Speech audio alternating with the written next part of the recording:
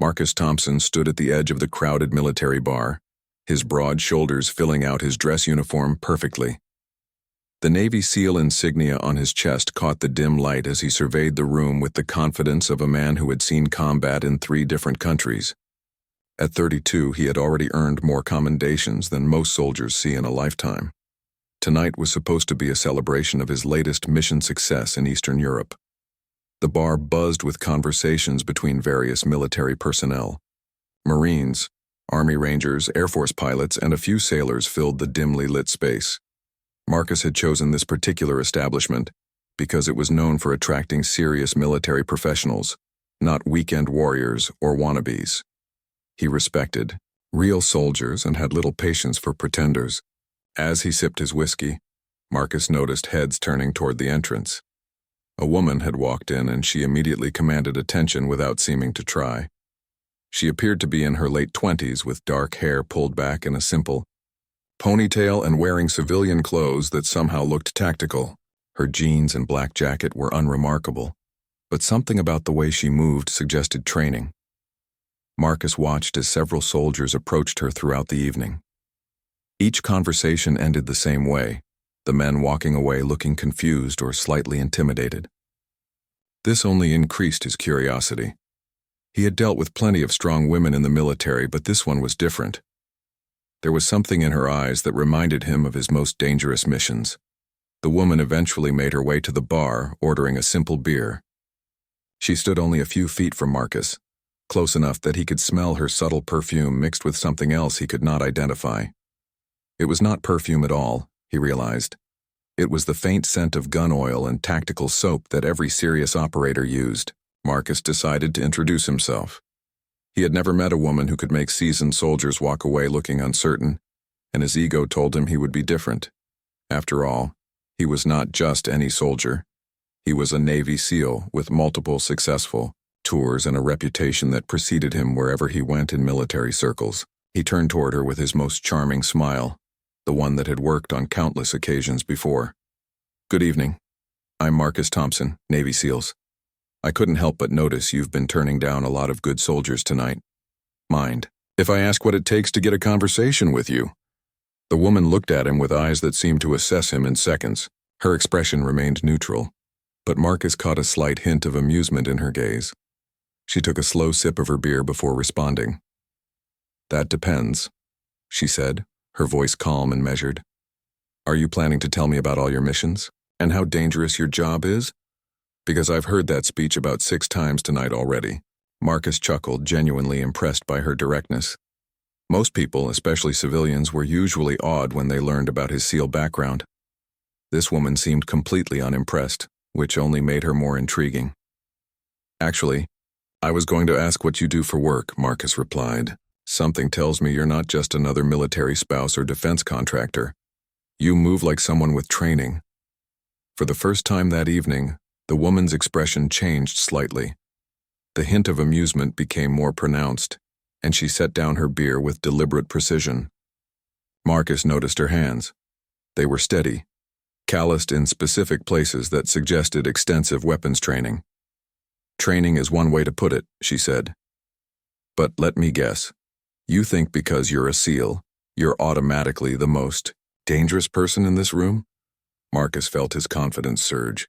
This was exactly the kind of challenge he enjoyed. He had earned his place among the elite warriors of the world through blood, sweat, and determination.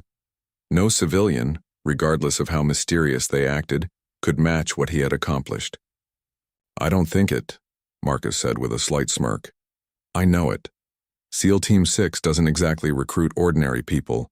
We're the ones they call when the impossible needs to happen." The woman nodded slowly, as if considering his words carefully. Around them, the bar continued its normal rhythm, but Marcus noticed that a few other patrons had begun to watch their conversation with interest. Word seemed to have spread about the mysterious woman who had been shutting down advances all evening. "SEAL Team 6 is impressive," she acknowledged. "I've worked with them before, actually. Good operators, most of them. Very confident, sometimes to a fault." Marcus raised an eyebrow. Civilians did not typically work with SEAL teams unless they were high-level intelligence analysts or government officials. This woman looked far too young to be in senior intelligence positions, and she definitely did not carry herself like a desk analyst. Worked with them how? Marcus asked, his curiosity now completely overriding his initial romantic interest. The woman smiled for the first time that evening, but it was not the warm smile Marcus had been hoping for. It was the smile of someone who knew something he did not. Someone who was about to reveal a card they had been holding close to their chest. Military consulting, she said vaguely. I help train special operations units in certain specialized techniques. Marcus felt a slight unease creeping in, but his ego pushed it aside. Whatever this woman did, it could not possibly compare to actual combat experience. He had been in firefights, conducted covert raids, and saved lives under impossible circumstances. Training was one thing, but real-world application was entirely different. That's interesting work, Marcus said, his smirk becoming more pronounced. But there's a big difference between teaching techniques and actually using them when lives are on the line. Nothing compares to real combat experience. The woman's smile widened slightly, and Marcus suddenly had the uncomfortable feeling that he was walking into a trap he had not seen coming. The conversation had taken an unexpected turn, and despite his extensive training in reading people and situations, he could not quite figure out what game she was playing. You're absolutely right, she said, raising her beer in what seemed like a toast. Real combat experience is irreplaceable. Nothing can substitute for the real thing. Marcus raised his glass to meet hers, feeling like he had somehow won the exchange. But as their glasses clinked together, the woman's next words would completely shatter his assumptions about who held the advantage in this conversation. Speaking of real combat experience, the woman said as she set down her glass, I should probably introduce myself properly. Most people in our line of work know me by my call sign. Marcus felt his confidence begin to waver slightly, though he could not pinpoint exactly why. There was something in her tone that suggested this introduction would be significant. Still, he maintained his casual posture against the bar, determined not to let a civilian shake his composure. Call sign? Marcus asked. Are you former military? The woman's eyes sparkled with what Marcus was beginning to recognize as barely contained amusement. She seemed to be enjoying this moment far more than he was comfortable with. Around them, he noticed that several other patrons had moved closer, apparently sensing that something important was about to happen. Not former, she corrected gently. Very much current, though my branch doesn't exactly advertise its existence. Marcus felt the first real flutter of uncertainty. Branches that did not advertise their existence meant black ops, intelligence, or something even more classified. But this woman looked so young, so unassuming. Surely she could not be involved in anything too serious. Which branch? Marcus asked, trying to keep his voice casual despite the growing tension he felt. The woman extended her hand for a proper handshake. Sarah Chen, she said. But like I mentioned, most people know me by my operational designation. Marcus took her hand, immediately noticing the firm grip and the calluses that definitely came from extensive firearms training. Her handshake was confident without being aggressive, professional without being cold. It was the handshake of someone accustomed to being taken seriously. And that designation is? Marcus prompted. Sarah's smile became almost predatory. Ghost 9. The effect was immediate and electric. Every military person within earshot suddenly went quiet. Marcus felt his smirk disappear completely as the name hit him like a physical blow. Ghost 9 was not just a call sign. It was a legend.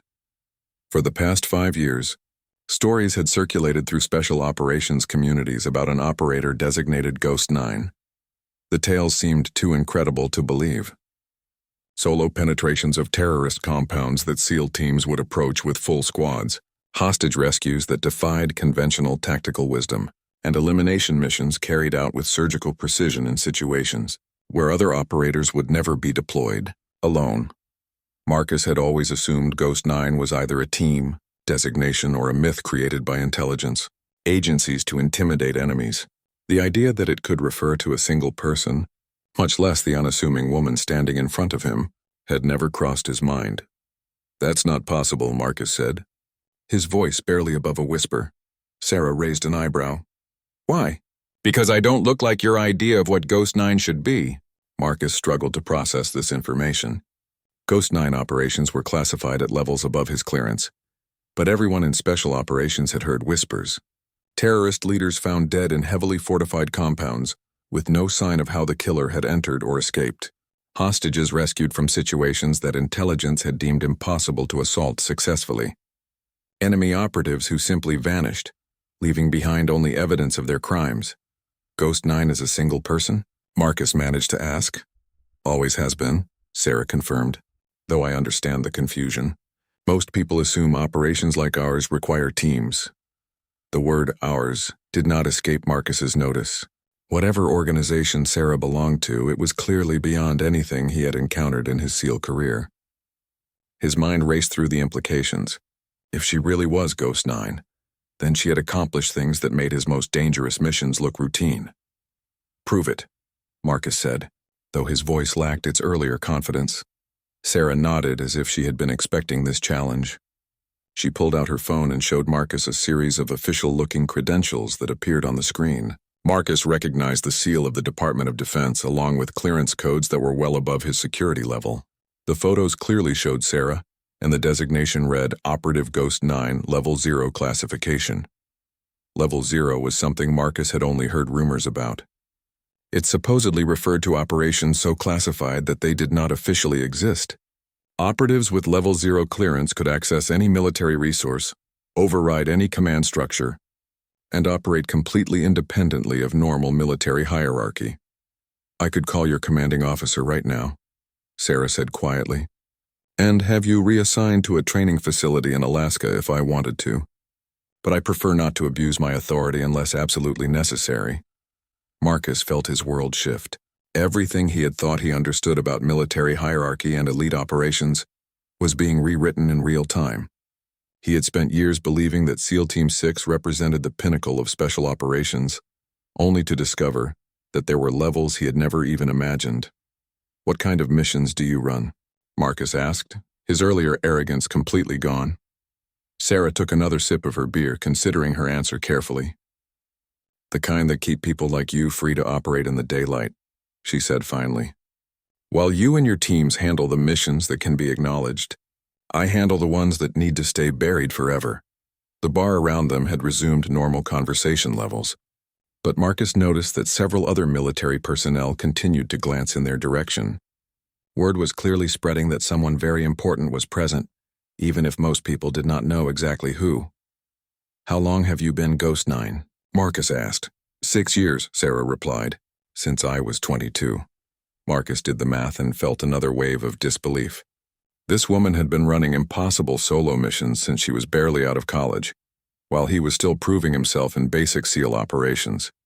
The timeline made his accomplishments seem suddenly modest. Where did you train? Marcus asked. Sarah's expression became more guarded. Places that don't appear on any official maps, she said. With instructors whose names you'll never know. Marcus realized he was now completely out of his depth. Every assumption he had made about military hierarchy, elite training, and his own place in the special operations community had been wrong. The woman he had approached with casual confidence represented a level of operational capability he had never even known existed. I should apologize, Marcus said quietly. I had no idea who you were.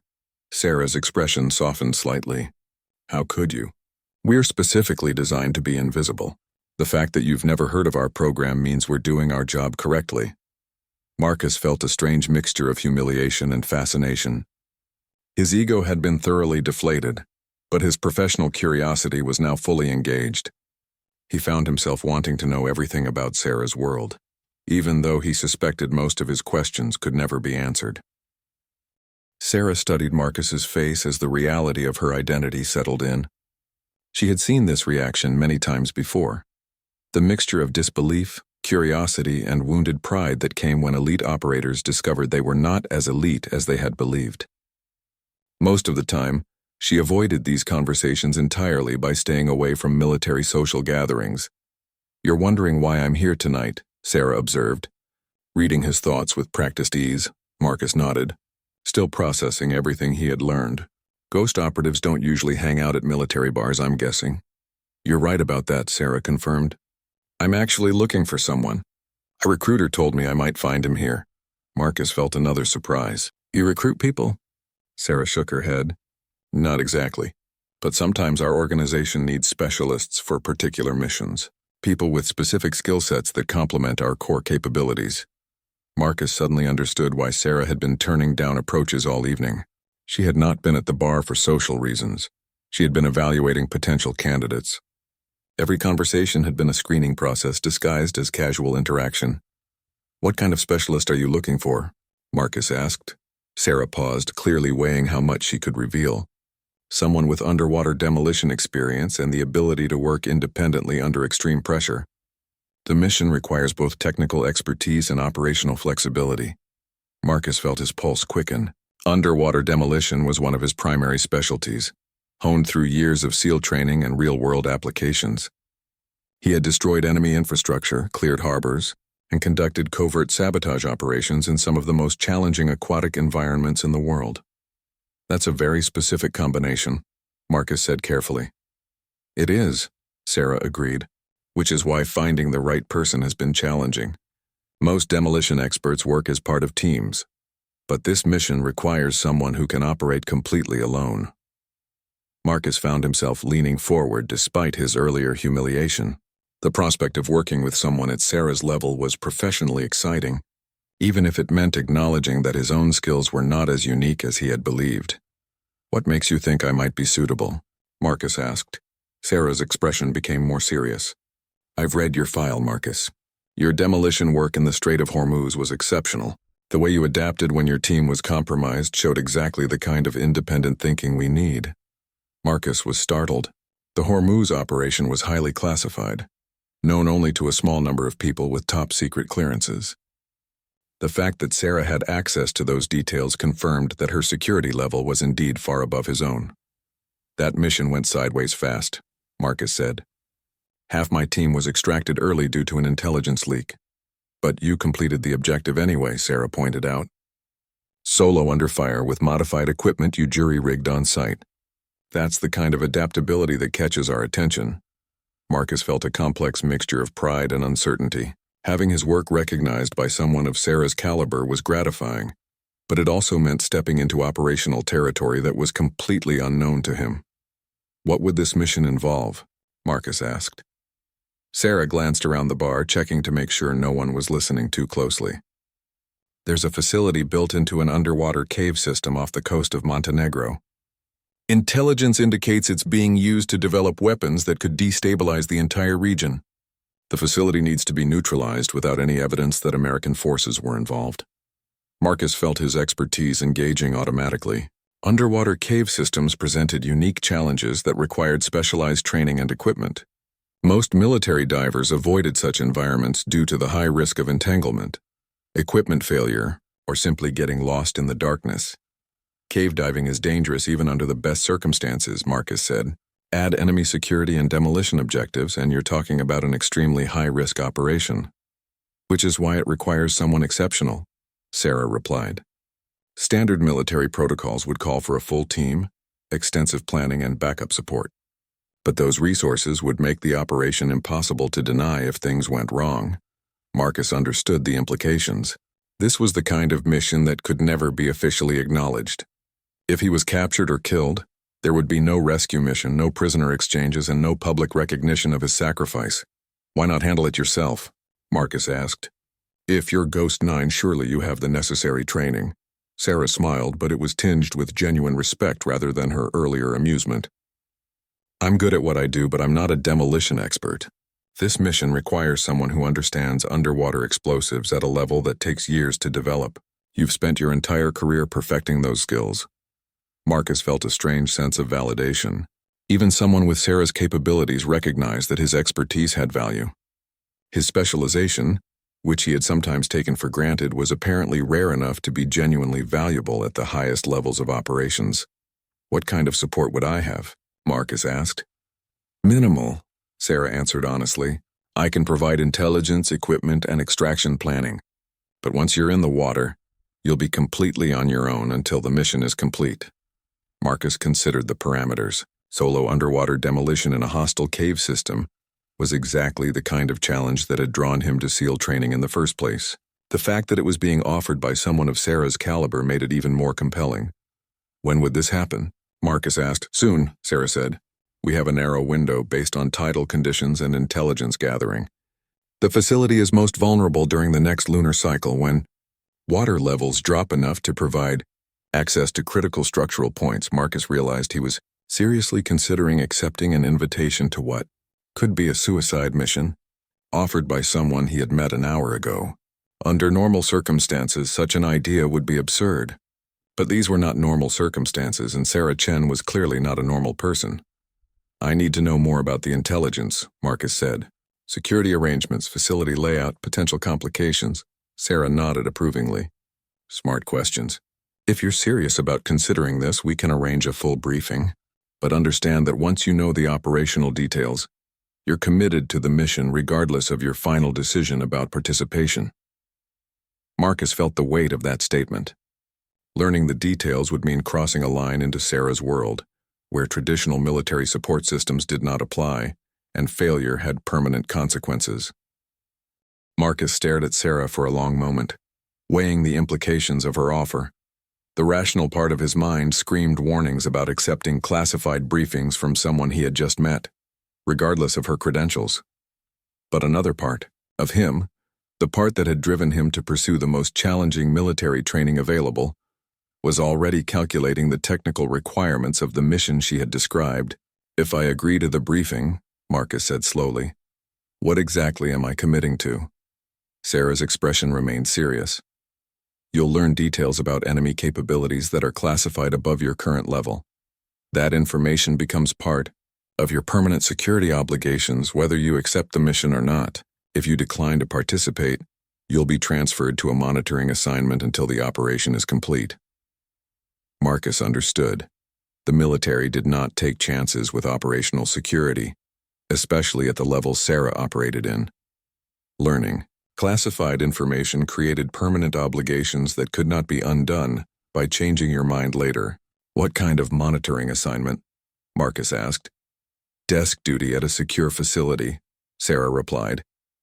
Not pleasant for someone with your background, but necessary to ensure operational security. Marcus felt the trap closing around him. Saying yes meant accepting a potentially lethal solo mission. Saying no meant learning classified information that would sideline his career for months while the operation played out. Either choice would fundamentally change his life. You've done this before, Marcus observed. Recruited specialists for impossible missions, Sarah nodded. Several times. The nature of our work requires bringing in people with specific expertise that our core operatives don't possess. What happened to the other specialists you recruited? Marcus asked, though he was not sure he wanted to hear the answer. Sarah was quiet for a moment, and Marcus saw something flicker across her face that might have been sadness or regret. Most completed their missions successfully and returned to their normal duties with enhanced security clearances and commendations that could never be made public. Most? Marcus pressed. Some missions don't allow for survival, Sarah said quietly. We're always honest about those odds up front. Marcus felt a chill run down his spine. Sarah was telling him that some of the specialists she recruited were sent on suicide missions, and that she was prepared to make that clear from the beginning. The honesty was somehow both reassuring and terrifying. Is this one of those missions? Marcus asked. Sarah considered the question carefully. The survival odds are better than some, worse than others. Much depends on your skill level and ability to adapt when things go wrong. Marcus appreciated that she was not trying to sugarcoat the risks, but her answer did not provide much comfort. He was being asked to stake his life on his own abilities in a situation where backup would not be available. I need to know something, Marcus said. Why are you personally recruiting for this mission? Surely someone at your level has other people who handle recruitment. Sarah's expression became more guarded. This mission is personal for me, she admitted. The facility we're targeting was responsible for an attack that killed someone important to me. Marcus felt a new dimension of complexity enter the situation. Sarah was not just a dispassionate operative following orders. She had personal motivations that could affect her judgment and decision-making. In his SEAL training, personal vendettas were considered dangerous complications that compromised mission effectiveness. Personal missions can be problematic, Marcus said carefully. Sarah's eyes hardened slightly. I'm aware of the risks, but sometimes personal motivation is the only thing that makes impossible missions achievable. Marcus studied her face and saw something he recognized from his own most dangerous deployments. It was the look of someone who had decided that certain objectives were worth any risk, including their own life. He had seen that expression in mirrors before his most dangerous missions. Tell me about this person you lost, Marcus said. Sarah was quiet for a long time, clearly debating how much to reveal. When she finally spoke, her voice carried a weight that Marcus had not heard before. His name was David Park. He was my partner for 3 years, both professionally and personally.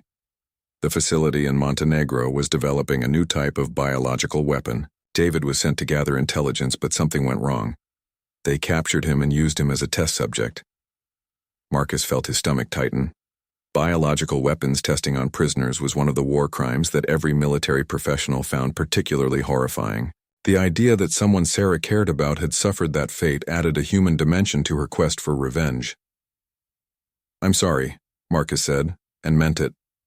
Sarah nodded, accepting his sympathy but clearly not dwelling on it. David was the best operative I've ever worked with. If they managed to capture him, their security is more sophisticated than standard intelligence suggests. That's why this mission requires someone with your specific skills.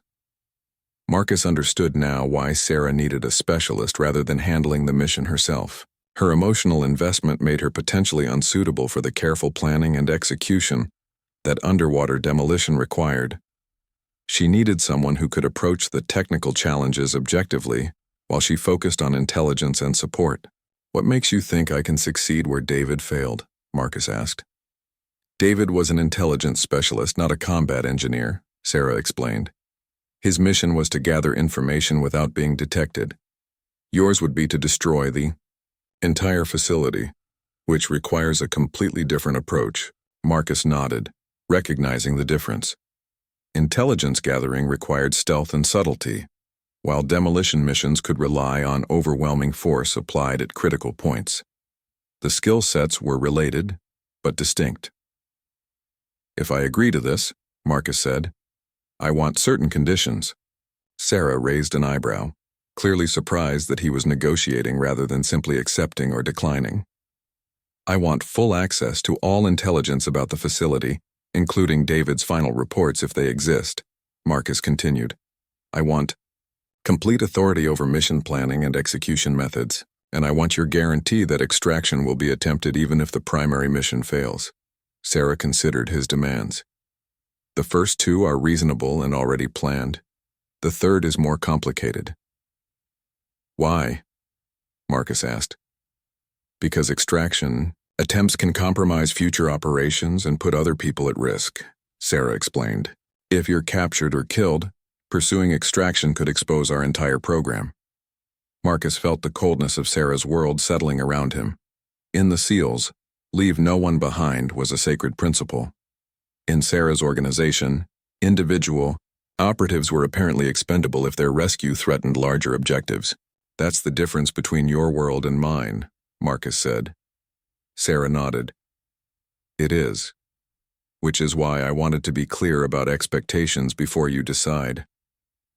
Marcus realized he had reached the point where he had to make his choice.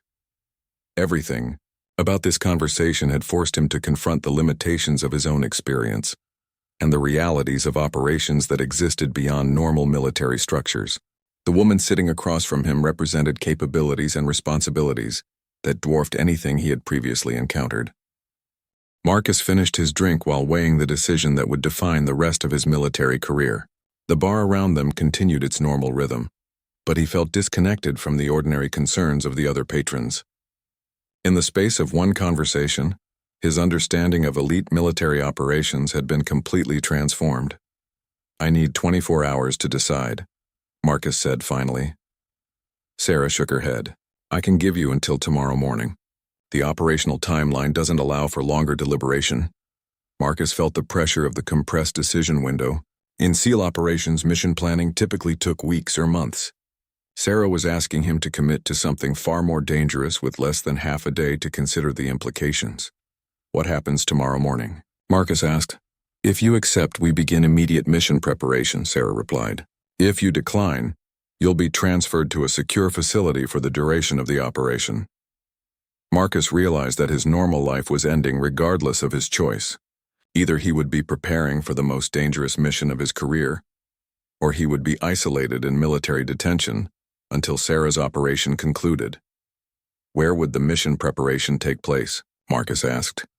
A facility that doesn't officially exist, Sarah said. You'll have access to specialized equipment and training resources that aren't available through normal military channels. Marcus found himself curious, despite the risks.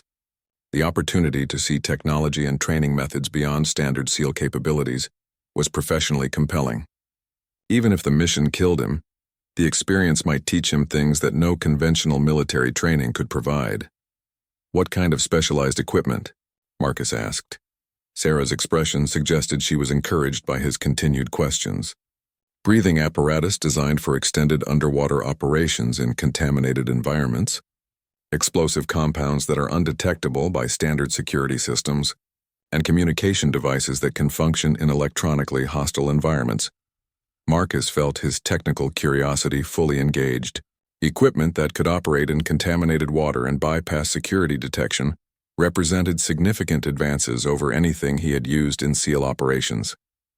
The professional appeal was undeniable. These technologies exist? Marcus asked. They exist, but they're not available through normal procurement channels, Sarah confirmed. Development happens in facilities that operate outside standard oversight. Marcus was beginning to understand the scope of the shadow military infrastructure that Sarah represented. It was not just about individual operatives. With enhanced capabilities, there were entire research and development programs creating technology that conventional forces never saw. I want to see the equipment before I commit, Marcus said. Sarah nodded. Reasonable request. If you agree to the briefing tomorrow, equipment demonstration will be part of the process. Marcus felt himself being drawn deeper into Sarah's world with each question and answer. The rational part of his mind recognized that he was being skillfully recruited, but the appeal of accessing capabilities beyond anything he had previously imagined was powerful. Tell me about the extraction plan, Marcus said. Even if you can't guarantee it, I want to know what you're considering. Sarah appreciated his persistence. There are 3 potential extraction windows based on tidal conditions and facility security patterns. The primary window occurs 6 hours after mission initiation, when guard rotations create a brief vulnerability in perimeter security. Marcus recognized professional planning in Sarah's answer. She was not dismissing extraction possibilities. She was simply being realistic about the constraints that would govern any rescue attempt. What if I miss all 3 windows? Marcus asked. Sarah's expression became grim. Then you improvise survival until an opportunity develops, or you don't survive at all. The stark honesty was somehow comforting. Marcus had always preferred commanders who acknowledged reality rather than offering false reassurances. Sarah's willingness to discuss failure scenarios suggested that her mission planning would be thorough and realistic. I have one more condition, Marcus said. Sarah waited for him to continue. If I don't survive this mission, I want someone to know what really happened, Marcus said. Not officially, but someone should understand that I died doing something important. Sarah was quiet for a moment, clearly moved by the request. I can arrange for a trusted person to receive a sealed explanation after the operation concludes. Marcus nodded, satisfied that his death would not be completely meaningless if the worst happened. Having someone understand the true circumstances would provide a small comfort to his family, even if they could never know the details. There's something else you should know, Sarah said. If you accept this mission and survive, your career path will change permanently. Marcus raised an eyebrow. How so? People who work with our organization don't return to conventional military roles, Sarah explained. You'll be offered opportunities to continue in specialized operations, or you'll be transferred to positions that utilize your enhanced security clearance. Marcus realized that accepting Sarah's mission meant more than risking his life. It meant permanently leaving the world he had known. Success would lead to a career in the shadow operations that Sarah represented, while failure would end his career entirely. What kind of specialized operations? Marcus asked. Sarah's expression became more animated, suggesting that this was territory she enjoyed discussing. Missions that conventional forces can't handle. Problems that require solutions outside normal military doctrine. Operations that make the difference between peace and chaos in ways that can never be publicly acknowledged. Marcus felt the appeal of work that truly mattered at the highest levels of national security. His SEAL missions had been important, but they had always been parts of larger strategies planned by other people. Sarah was describing work where individual operators made strategic differences. "You're offering me a chance to move from tactical to strategic impact," Marcus observed. "Exactly," Sarah confirmed. "But only if you survive tomorrow's mission and prove you can handle our level of operations." Marcus understood that he was being presented with the opportunity of a lifetime, wrapped in a challenge that could easily kill him. The conversation had moved far beyond simple recruitment, into an assessment of whether he had the courage and capability to operate at levels he had never imagined. The bar around them was beginning to thin, out as the evening grew late. Marcus realized that time was running short for his decision, both literally and figuratively. Sarah would not wait indefinitely for his answer, and the mission timeline would proceed regardless of his participation. "I'll give you my decision in the morning," Marcus said finally. Sarah nodded and stood to leave. "Meet me at the Pentagon's north parking garage at 0600 hours. If you're there, I'll know you've decided to proceed." Marcus watched her walk away, noting again the way she moved with unconscious confidence through the crowd. Other patrons instinctively gave her space without understanding why, responding to signals they could not consciously detect. Marcus spent the night staring at his apartment ceiling, unable to sleep despite his exhaustion. Every time he closed his eyes, his mind raced through the implications of Sarah's offer. By 3 a.m, he had mentally rehearsed the conversation a dozen times, analyzing every detail for clues about what he was really being asked to do. At 4:30, Marcus gave up on sleep and began preparing for what could be his last morning in his normal life. He showered, shaved, and put on his dress uniform with the same attention to detail he had learned in boot camp 15 years earlier. If he was going to cross into Sarah's world, he would do it as a properly prepared Navy SEAL. The drive to the Pentagon took him through the quiet, pre-dawn streets of Virginia. Marcus found himself noticing details he usually ignored. The way morning light hit the Potomac River. The early commuters beginning their ordinary days. The familiar landmarks that had defined his military career. Everything seemed more significant when viewed as potentially final experiences. Marcus arrived at the north parking garage at 5:45, giving himself 15 minutes to observe the area and confirm that Sarah's operation was legitimate.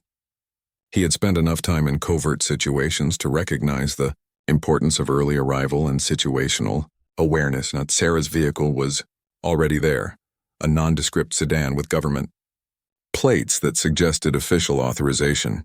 She sat behind the wheel, apparently reading something on a tablet while she waited. Marcus noted that her positioning allowed her to observe all approaches to the meeting point, while remaining inconspicuous to casual observers. Marcus parked nearby and approached her vehicle.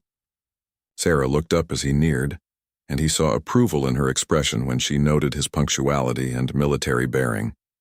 "Good morning," Sarah said, as Marcus got into the passenger seat. "I wasn't entirely certain you would come." "Neither was I until about an hour ago," Marcus admitted. Sarah started the engine and began driving toward an exit Marcus had never used before. "What convinced you?" Marcus considered the question as they navigated through increasingly unfamiliar parts of the Pentagon complex. "I realized that declining would mean spending the rest of my career wondering what I had missed. I'd rather face an impossible mission than live with that regret." Sarah nodded approvingly. "Good answer. Regret is a worse enemy than fear." They drove in silence for 20 minutes, leaving the main Pentagon complex and entering what appeared to be a separate facility, hidden behind multiple security checkpoints. Guards waved Sarah through without requiring identification, suggesting that her clearance level was indeed extraordinary. The building they finally entered looked unremarkable. From the outside, a simple concrete structure that could have been any government office facility. Inside, however, Marcus immediately recognized the signs of a highly classified operation. Multiple security doors, biometric scanners, and personnel who moved with the purposeful efficiency of serious professionals. Welcome to Level 0 operations, Sarah said as they passed through the final security checkpoint. Marcus found himself in a briefing room that contained technology he had never seen before. Wall-mounted displays showed real-time satellite imagery, communication intercepts, and data streams that seemed to monitor activities around the world. The sophistication was beyond anything available to conventional military units. "This is where we plan operations that don't officially exist," Sarah explained. "Everything you see here is compartmentalized beyond normal security protocols." Marcus studied the displays, recognizing imagery from locations around the world where he suspected American interests were being protected by activities that could never be acknowledged publicly. The scope was staggering. "How many operations like this are running simultaneously?" Marcus asked. "That's above your clearance level even after today," Sarah replied, "but enough to keep the world more stable than most people realize." A technician approached with a tablet containing what appeared to be mission files. Sarah reviewed the information quickly before turning her attention back to Marcus. "Final mission parameters have been updated based on overnight intelligence," Sarah said. "The facility in Montenegro is more heavily defended than initially assessed." Marcus felt his stomach tighten. "How much more heavily?" Sarah activated a wall display that showed detailed imagery of the underwater cave system, underwater sensor networks, automated defense systems, and a larger security force than originally estimated. Marcus studied the display, automatically calculating approach routes and potential complications. The mission had evolved from difficult to nearly impossible overnight. "Why not abort?" Marcus asked. Sarah's expression hardened. "Because intelligence indicates they're planning to test their biological weapon on civilian populations within the next 2 weeks. This may be our only opportunity to prevent that." Marcus understood. The mission was no longer just about avenging David Park's death. It was about preventing mass casualties. The stakes had escalated, beyond personal motivations into genuine strategic necessity. "Show me the equipment," Marcus said. Sarah led him to an adjacent room filled with technology that looked like it belonged in a science fiction movie. Breathing apparatus that could function in contaminated water, explosive compounds contained in devices no larger than cigarette packs, and communication equipment that seemed to operate without any visible power source. "This is what's possible when development happens without normal oversight constraints," Sarah explained. Marcus examined the equipment with growing amazement. Every device represented advances that were years ahead of anything available to conventional forces. The technological advantage was overwhelming. "How long do I have to learn these systems?" Marcus asked. 6 hours of intensive training," Sarah replied. "The mission launches tonight." Marcus felt the timeline compressing around him. 6 hours to master technology that would determine whether he lived or died was barely adequate. But he recognized that operational requirements did not wait for perfect preparation. "Then we should begin immediately," Marcus said. Sarah smiled, and for the first time since he had met her, the expression seemed genuinely warm rather than professionally calculated.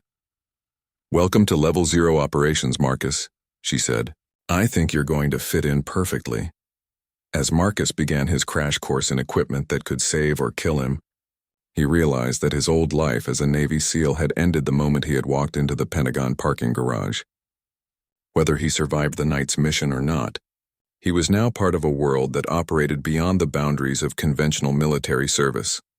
The training began immediately, and Marcus discovered that everything he thought he knew about military capabilities had been just the beginning. Sarah's world was about to test him in ways that would make his SEAL training look like basic preparation for the real challenges that faced operators who worked in the shadows where national security was truly protected. His smirk had completely disappeared, replaced by the focused determination of a professional preparing for the mission of his lifetime.